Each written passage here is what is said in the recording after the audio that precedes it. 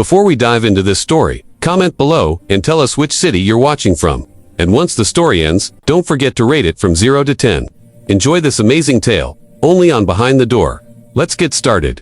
Asterisk, what would you do if the person sitting across from you at dinner wasn't who they claimed to be? Today's story will make you question everything you think you know about first impressions and the masks people wear. This is a tale of deception, truth, and an unexpected twist that changed everything. Asterisk, Marcus Chen was a successful investment banker in Manhattan.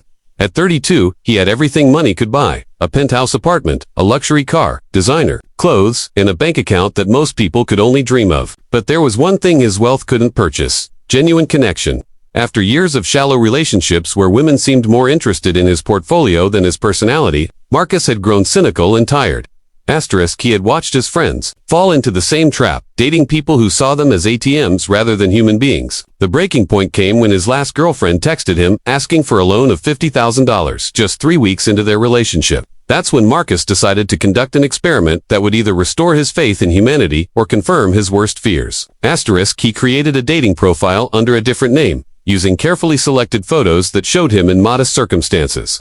In his profile, he described himself as David, a struggling freelance writer who lived in a small studio apartment in Queens. He mentioned his love for books, coffee shops, and long walks in the park, things that cost nothing but meant everything. He even went as far as to mention that he used a wheelchair due to a childhood accident, wanting to see who would look past physical limitations. Asterisk, the responses were drastically different from what his real profile usually received. Instead of hundreds of matches, he got only a handful. But among those few was someone who caught his attention: Sarah Mitchell, a 28-year-old elementary school teacher who wrote with warmth and authenticity. Her messages weren't about expensive restaurants or luxury vacations. She talked about her students, her rescue dog, and her dream of writing children's books someday. Asterisk, after 2 weeks of genuine conversation, they decided to meet at a modest Italian restaurant in Brooklyn called Antonio's. It was the kind of place with checkered tablecloths and candles and wine bottles, where the food was excellent but the prices were reasonable.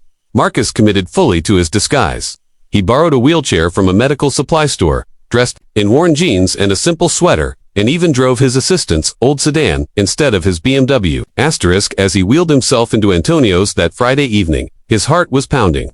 Part of him felt guilty about the deception, but another part needed to know if someone could love him for who he was, not what he had.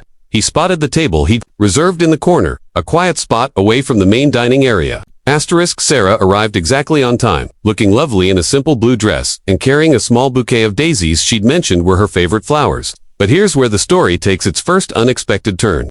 The hostess, new and flustered, during the dinner rush, accidentally seated Sarah at the wrong table. Instead of directing her to Marcus in the corner, she led her to a table in the center of the restaurant where another man sat alone. Asterisk, Marcus watched from his wheelchair, hidden partially by a column, as Sarah approached the wrong table. The man sitting there was James, a regular at Antonio's who was actually waiting for his brother. He was dressed casually, scrolling through his phone, and looked up in surprise when Sarah sat down with a warm smile. Asterisk, what happened next made Marcus's throat tighten.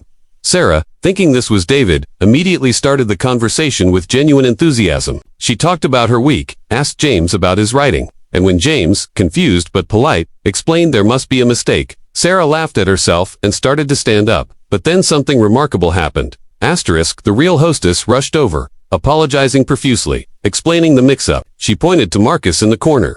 Sarah turned, saw him in the wheelchair, and her face lit up with the most genuine smile Marcus had ever seen. She excused herself from the confused James and made her way over. Asterisk, as Sarah sat down across from Marcus, she was completely unfazed by the wheelchair. She reached across the table and squeezed his hand. "I'm so sorry I'm late, and apparently, I sat at the wrong table. What a way to start our first date, right?"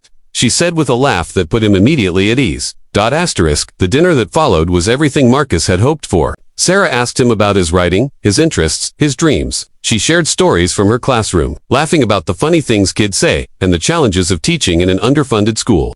Not once did she ask about his income, his car, or where he lived. When the check came, she insisted on splitting it, saying she believed in equality in relationships. Asterisk, as they were finishing their coffee, a moment of truth arrived that Marcus hadn't anticipated. Antonio himself, the elderly owner who knew Marcus from his real life when he'd occasionally dined there for business, walked past their table. His eyes widened in recognition, and he started to say, "Mr. Chen, it's so good to see you again."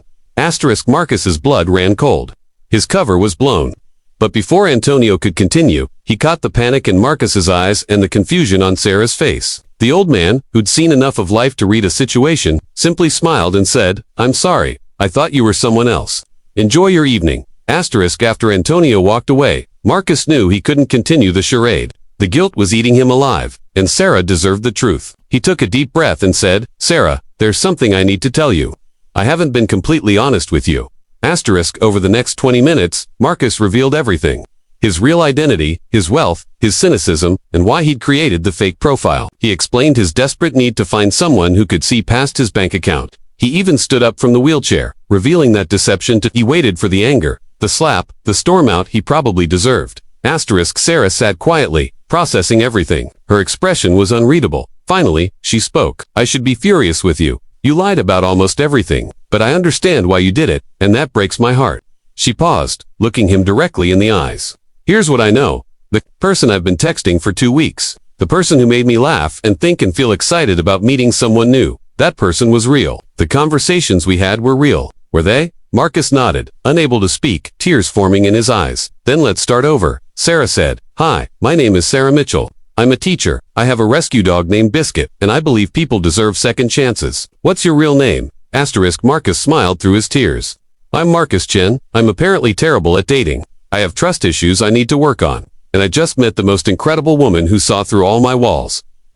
They talked for another 2 hours that night. This time with complete honesty. Marcus learned that Sarah had actually suspected something was off from some of his texts that seemed inconsistent. She'd decided to meet him anyway because she believed in giving people the benefit of the doubt. They laughed about the wrong table incident, agreeing that maybe it was the universe's way of giving them both a chance to see what really mattered. 6 months later, Marcus and Sarah were still together, navigating a relationship built on the foundation of that brutally honest first date. Marcus had learned that vulnerability wasn't weakness, and Sarah had learned that everyone carries their own scars and fears. The wheelchair was donated to a charity, but the lesson it taught remained forever. So what's the rating for today's story? Let us know in the comments below, from 0 to 10. And remember, sometimes the wrong table leads you to exactly the right person. This has been Behind the Door, where every story reveals what happens when truth and deception collide. See you in the next one.